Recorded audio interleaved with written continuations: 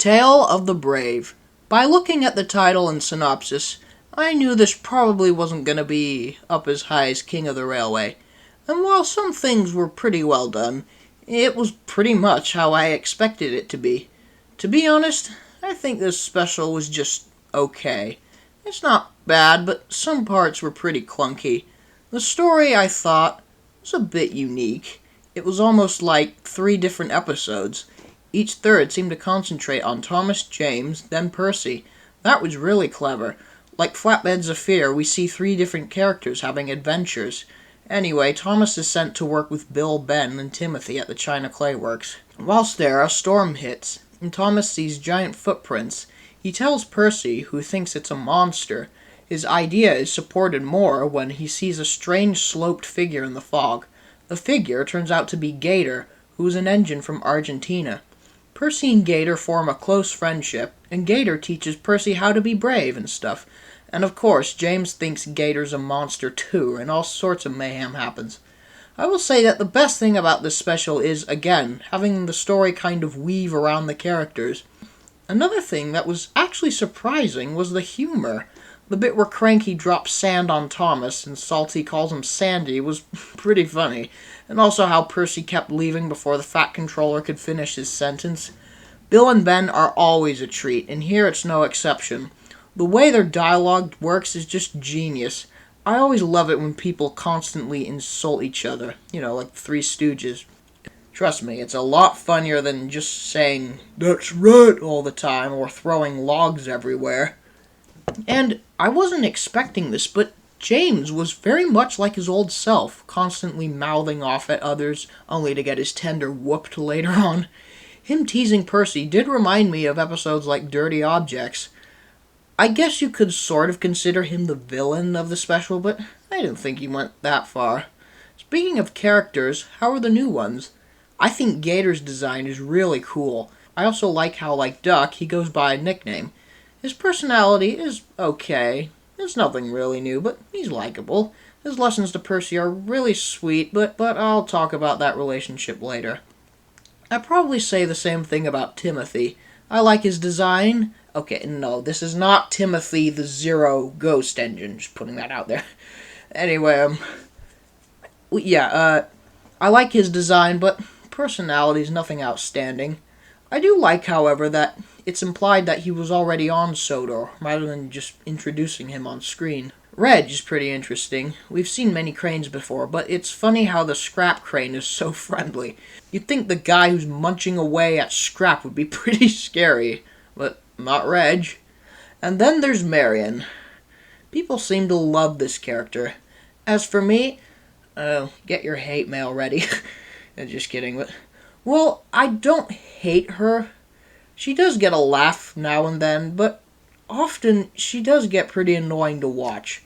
It's funny because the character has a lot of stereotypical traits of Asperger's syndrome, though likely not intentional.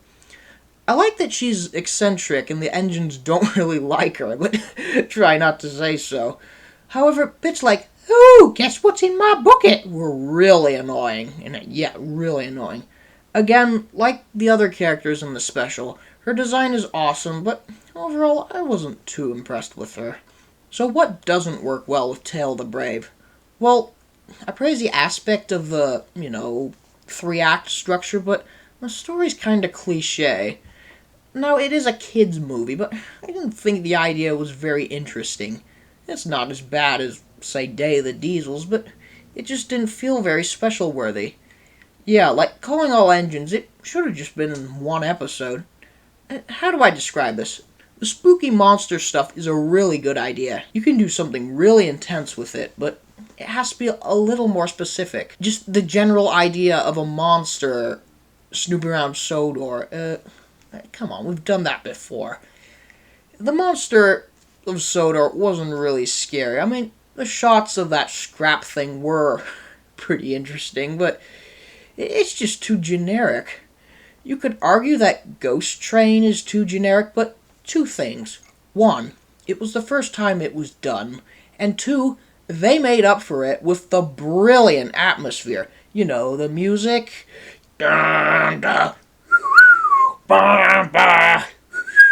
Bah, bah, bah, bah, bah. Ding, ding, ding, ding, ding, ding, ding, ding. You know, oh my god, that was so terrifying.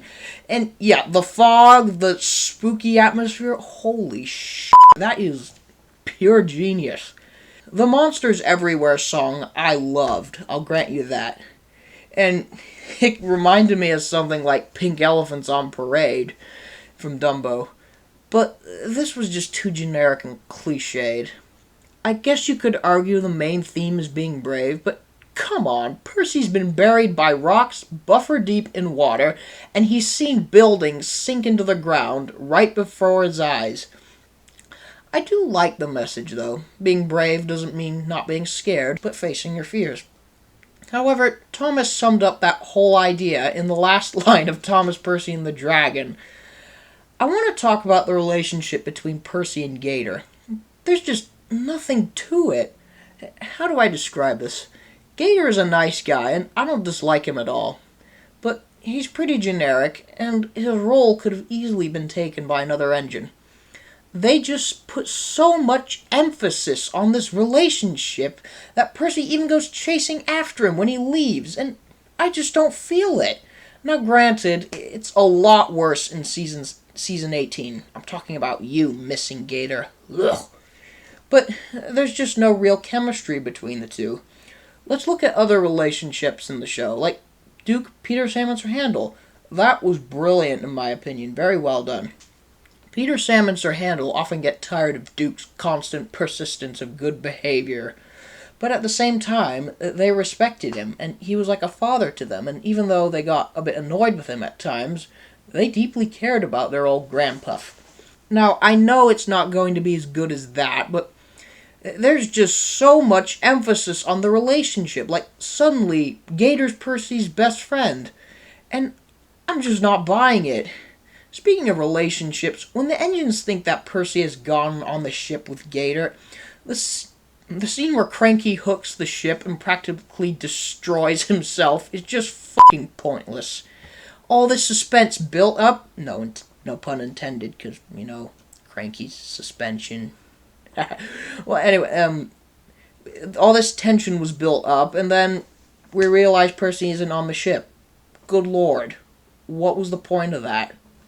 So, in conclusion, Tale of the Brave was a bit of a bore.